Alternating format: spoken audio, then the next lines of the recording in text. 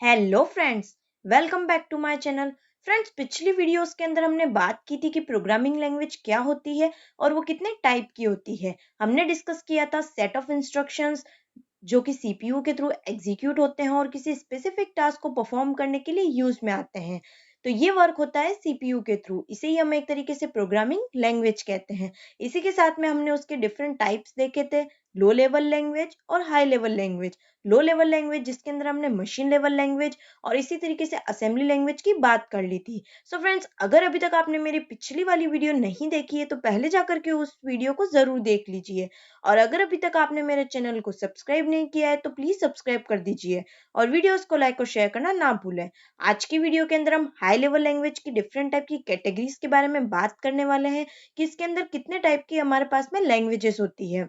तो चलिए स्टार्ट करते हैं। बेसिकली हाई लेवल लैंग्वेज क्या होती है, जो कि यूजर फ्रेंडली लैंग्वेज होती है। यानी जितने भी प्रोग्रामर्स होते हैं जो कि प्रोग्रामिंग करते हैं वो हायर लेवल लैंग्वेज के अंदर प्रोग्रामिंग करते हैं। और हाई लेवल लैंग्वेज को मशीन लैंग्वेज यानी कि मशीन कोड के अंदर, मशीन इंस्ट्रक्शंस के अंदर कन्वर्ट करने के लिए जिस ट्रांसलेटर का यूज किया जाता है उसे हम एक तरीके से कंपाइलर कहते हैं। आज हम बात करने वाले इसकी कैटेगरीज के बारे में। फर्स्ट होती है इसकी category procedure oriented language. Basically procedure oriented का मतलब क्या होता है, program is written as a sequence of procedure. इसके अंदर प्रोग्राम जो होता है वो as a sequence of procedure की तरह लिखा होता है। सीक्वेंस ऑफ प्रोसीजर का मतलब ये होता है, it follow a step by step approach to break down a task into a collection of variables and routine और subroutine through a sequence of instructions. Basically procedure oriented language एक ऐसी language होती है जिसके अंदर step by step किसी task को जो है कलेक्शन ऑफ वेरिएबल्स के अंदर, वेरिएबल जो कि एक टाइप से कंटेनर्स होते हैं जो कि वैल्यू को होल्ड करके रखते हैं। जैसे हमारे पास में कोई भी वेरिएबल ए है तो ये ए के अंदर मान लेते हैं हमारे पास में 10 वैल्यू होल्ड की हुई है, तो ये एक तरीके से क्या हो जाएगा, ए वेरिएबल हो जाएगा। इसी तरीके से डिफरेंट टाइप के प्रोसीजर्स फंक्शंस का यूज किया जाता है जो कि पूरे एक कंप्लीट टास्क को परफॉर्म करने के लिए यूज में आती है, जिसके अंदर जितने भी सीरीज ऑफ इंस्ट्रक्शंस होते हैं उनके थ्रू ये प्रोसेस जो है कंप्लीट होती है। यानी प्रोसीजर ओरिएंटेड का मतलब sequence of procedure, collection of variables and functions, और step by step approach which is break down into small variables और टास्क। इसके एग्जाम्पल है हमारे पास में बेसिक, सी, पास्कल, जावा, ये सारी क्या होती है, प्रोसीजर ओरिएंटेड होती है। नेक्स्ट होती है हमारे पास में non procedure language. Basically non procedure क्या होती है, a program is written in not sequence of procedure. इसके अंदर प्रोग्राम जो होता है वो किसी भी सीक्वेंस के अंदर, यानी कि एक तरीके से सीक्वेंस ऑफ प्रोसीजर के अंदर नहीं लिखा जाता है। इसके अंदर लेस कोड होता है और सीक्वेंस भी कम होता है। प्रोसीजर जो ओरिएंटेड लैंग्वेज है उसके अंदर हम क्या करते हैं, स्टेप बाय स्टेप किसी भी प्रॉब्लम का सॉल्यूशन करते हैं, तो उसके अंदर सीक्वेंस ऑफ प्रोसीजर्स का यूज किया जाता है। जबकि इसके अंदर क्या होता है, नॉन प्रोसीजर के अंदर कोड्स कम होते हैं और सीक्वेंस भी कम होता है। जैसे हम बात करते हैं एसक्यूएल की और विजुअल बेसिक की। बेसिकली एसक्यूएल जिसे कि हम एक तरीके से कहते हैं स्ट्रक्चर्ड क्यूरी लैंग्वेज, ये एक ऐसी क्यूरी लैंग्वेज होती है जिसके अंदर क्यूरीज का यूज करते हुए, जितनी भी क्वेरीज होती है उनका यूज करते हुए हम टास्क को परफॉर्म करते हैं। यानी कि सीक्वेंस कम होते हैं और कोड भी कम होते हैं, इसीलिए इसे हम क्या कहते हैं, नॉन प्रोसीजरल लैंग्वेज कहते हैं। थर्ड आती है हमारे पास में ऑब्जेक्ट ओरिएंटेड लैंग्वेज। जैसा कि इसका नाम है ऑब्जेक्ट, यानी इसके अंदर क्लासेस का यूज किया जाता है and object to create models based on the real world environment. जैसे हम बात करते हैं कि ऑब्जेक्ट क्या होता है, बेसिकली ऑब्जेक्ट को हम एक तरीके से एंटिटी कह सकते हैं या रन टाइम एंटिटी कहते हैं। जैसे हमारे पास में कोई भी पर्सन होता है, कोई भी प्लेस होता है, या फिर हम मान लेते हैं कोई भी टेबल है, या फिर डिफरेंट टाइप का हमारे पास में डेटा है, कलेक्शन ऑफ डेटा है, तो उसे हम एक तरीके से क्या कहते हैं, ऑब्जेक्ट कहते हैं। यानी ये कोई भी एंटिटी हो सकती है, जैसे कोई पर्सन हो गया, या फिर हमारे पास में कोई पेन है, तो पेन भी क्या हो जाएगा, एक टाइप का ऑब्जेक्ट हो जाएगा। कोई भी चीज जो कि एक टाइप की एंटिटी होती है जो कि वैल्यूज को होल्ड करके रखती है। इसी तरीके से क्लासेस होती है जो कि कलेक्शन ऑफ ऑब्जेक्ट्स होती है, जिसके अंदर डेटा और फंक्शंस जो है वो शामिल रहते हैं। फंक्शन क्या होते हैं, एक तरीके से self content block of statement होते हैं जो किसी भी टास्क को कोहेरेंटली परफॉर्म करते हैं। यानी फंक्शंस जिसके अंदर क्या किया जाता है, जब हम मल्टीपल टाइम किसी चीज को परफॉर्म कर रहे हैं, जैसे हमें एडिशन परफॉर्म करना है, तो बार बार हमें एडिशन परफॉर्म करना है, तो उसके लिए हम क्या करेंगे, फंक्शंस का यूज करेंगे। तो एक बार फंक्शंस का यूज करते हैं तो उससे कोड जो होता है वो कम हो जाता है। तो ये ऑब्जेक्ट ओरिएंटेड लैंग्वेज होती है जिसके अंदर ऑब्जेक्ट के कंसेप्ट का यूज किया जाता है। यानी ये एक तरीके से रियल वर्ल्ड एनवायरनमेंट से रिलेटेड होती है। ऑब्जेक्ट ओरिएंटेड लैंग्वेज जिसके अंदर हमारे पास में जावा होती है, सी प्लस प्लस होती है, पाइथन होती है, सी शार्प हो गया, स्मॉल टॉक हो गया। ये एक तरीके से इसके एग्जाम्पल्स होते हैं। सो बेसिकली 3 टाइप की हमारे पास में कैटेगरी होती है, प्रोसीजर ओरिएंटेड, नॉन प्रोसीजरल और थर्ड होती है ऑब्जेक्ट ओरिएंटेड। नेक्स्ट हमारे पास में हम डिफरेंट टाइप की लैंग्वेजेस के बारे में बात करते हैं जो आपके एग्जाम के पर्पज से बहुत ही ज्यादा इंपॉर्टेंट है। फर्स्ट बात आती है हमारे पास में जावा की।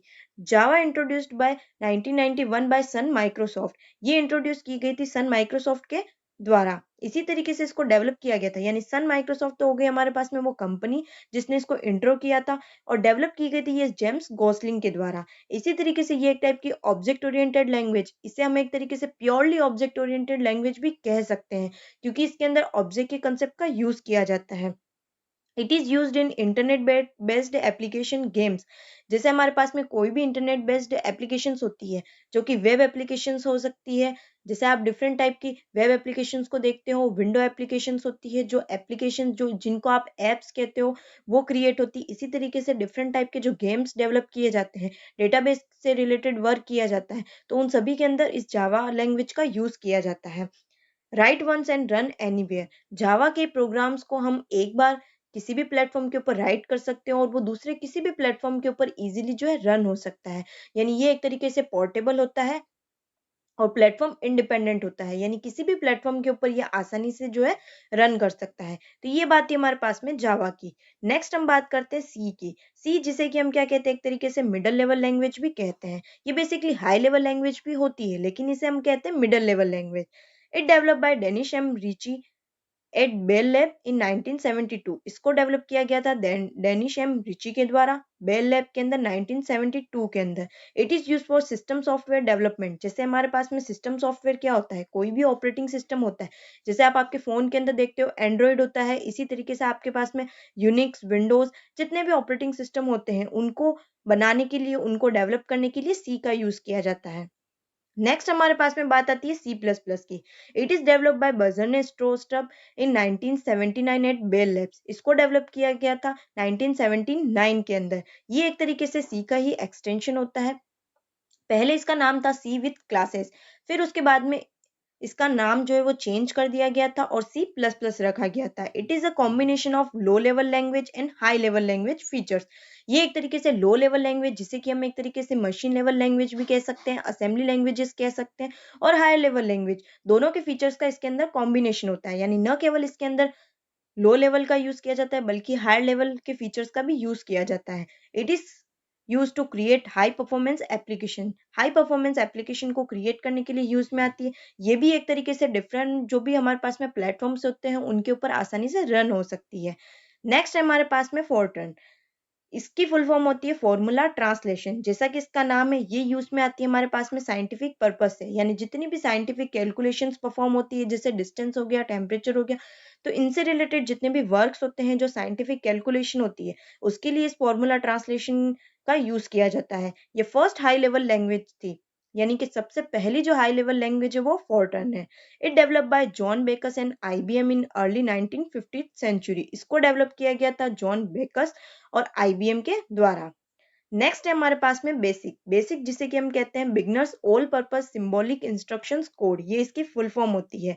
It is design by John Kemeny and Thomas Kurtz in 1963। इसको डिजाइन किया गया था 1963 के अंदर। बेसिकली बेसिक जो है वो यूज में आती है बिजनेस एप्लीकेशंस के अंदर। जैसा कि इसका नाम है beginners all purpose symbolic instructions code, तो ये एक तरीके से बिजनेस एप्लीकेशंस के अंदर यूज में आती है। पाइथन। पाइथन जो कि सबसे ज्यादा यूज में ली जाती है, ये एक तरह की interpreted high level and general purpose programming language है। बेसिकली इसके अंदर भी ऑब्जेक्ट ओरिएंटेड के कंसेप्ट का यूज किया जाता है, प्लस जो प्रोसीजरल कंसेप्ट होते हैं उनका भी यूज किया जाता है। ये इंटरप्रिटर लैंग्वेज जो इसलिए होती है क्योंकि इसके अंदर हाई लेवल लैंग्वेज को मशीन कोड के अंदर कन्वर्ट करने के लिए इंटरप्रेटर का यूज किया जाता है। बेसिकली कंपाइलर ये भी इसीलिए यूज में आता है, लेकिन कंपाइलर और इंटरप्रेटर दोनों के अंदर एक डिफरेंस होता है। कंपाइलर एक बार में सारे सोर्स कोड को एग्जीक्यूट करता है, जबकि इंटरप्रेटर इंस्ट्रक्शन बाय इंस्ट्रक्शन उनको एग्जीक्यूट करता है। इसीलिए ये इंटरप्रेटर का यूज पाइथन के अंदर किया जाता है। It created by Guido van Rossum and first release in 1991। इसको रिलीज किया गया था 1991 के अंदर। It is use to create web application, software development, mathematics, system scripting. ये बेसिकली जितनी भी हमारे पास में सॉफ्टवेयर डेवलपमेंट होते हैं, सॉफ्टवेयर क्या होता है जिसे कि हम एक तरीके से सेट ऑफ इंस्ट्रक्शंस कहते हैं। मैथमेटिक्स के अंदर इसका यूज किया जाता है। जितनी भी विंडो एप्लीकेशन, वेब एप्लीकेशन होती है, उनको क्रिएट करने के लिए पाइथन का यूज किया जाता है। ये भी एक टाइप से क्या होती है, पोर्टेबल होती है। यानी पाइथन जो प्रोग्रामिंग होती है उसको एक सिस्टम के ऊपर जब कंप्लीट कर लिया जाता है तो वो डिफरेंट सिस्टम के ऊपर यानी डिफरेंट ऑपरेटिंग सिस्टम के ऊपर आसानी से रन हो सकती है। इसीलिए इसे हम क्या कहते हैं, पोर्टेबल कहते हैं। It can be treated in a procedural way and object oriented way और अ फंक्शनल वे। इसको न केवल हमें एक तरीके से प्रोसीजरल वे के अंदर बल्कि इसके अंदर ऑब्जेक्ट ओरिएंटेड के कंसेप्ट का भी यूज किया जाता है। इसी तरीके से इसके अंदर फंक्शनल वे जो है उसका भी यूज किया जाता है।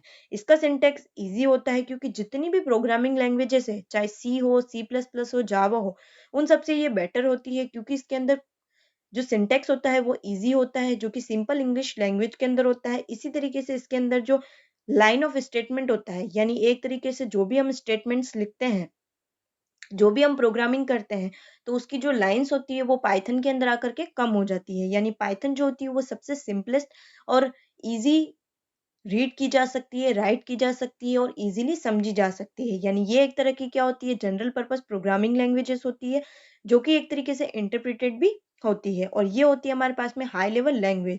पाइथन का यूज वेब एप्लीकेशंस के अंदर भी किया जाता है। इसी तरीके से सॉफ्टवेयर डेवलपमेंट वगैरह जितनी भी चीजें होती हैं उन सभी के अंदर पाइथन का यूज किया जाता है। तो ये कोई कुछ बेसिक था हमारे पास में, जो कि हमारी लैंग्वेजेस के बारे में था, जिसके अंदर हमने Java, C, C plus plus, Python, BASIC, Fortran, इन सभी के बारे में हमने बात कर ली है। सो फ्रेंड्स, आपको ये चीज तो पता चल चुकी होगी कि हाई लेवल लैंग्वेज क्या होती है और उसकी डिफरेंट टाइप की कैटेगरीज की लैंग्वेजेस क्या होती है, ऑब्जेक्ट ओरिएंटेड क्या होती है, प्रोसीजरल क्या होती है, नॉन प्रोसीजरल क्या होती है। सो फ्रेंड्स, आज के लिए यहीं तक। अगर अभी तक आपने मेरे चैनल को सब्सक्राइब नहीं किया है तो प्लीज सब्सक्राइब कर दीजिए और वीडियोस को लाइक और शेयर करना ना भूलें। Thank you.